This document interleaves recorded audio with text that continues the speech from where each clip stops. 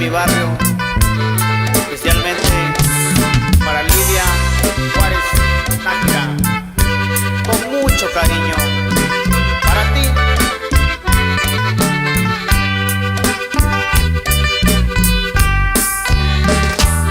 La canción la compuse para ti niña, la más linda de mi barrio, para que sepas que te quiero de verdad y que no miento al decir que te amo.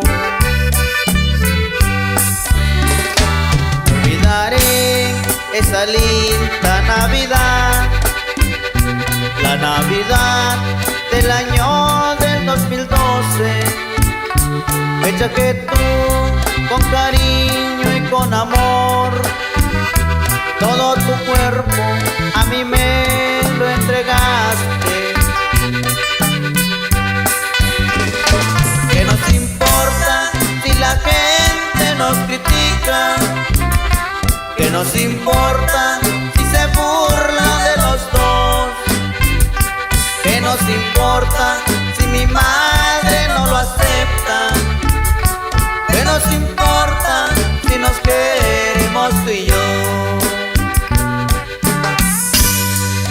También con mucho cariño saludamos para todas las chicas hermosas allá en Piedra Grande, en Soltepec, especialmente para la niña Celina, mi niña Jenny Leticia Hernández, con mucho cariño. Porque te quiero, lucharé por este amor. Porque me amas, lucharemos tú y yo. Aunque mi madre piense que esto es un error, te juro niña, nadie te ama como yo. Toda la gente que nos miran por ahí andan diciendo cuántas cosas de nosotros. Tal vez lo hacen por envidiar nuestro amor, o tal vez piensan que los dos somos muy tontos.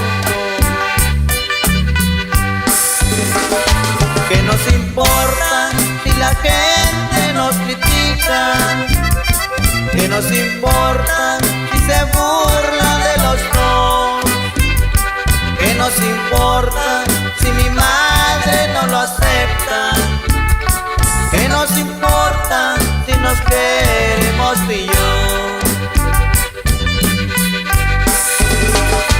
¿Qué nos importa si la gente nos critica? ¿Qué nos importa si se burlan de los dos? ¿Qué nos importa si mi madre no lo acepta? ¿Qué nos importa si nos queremos tú y yo?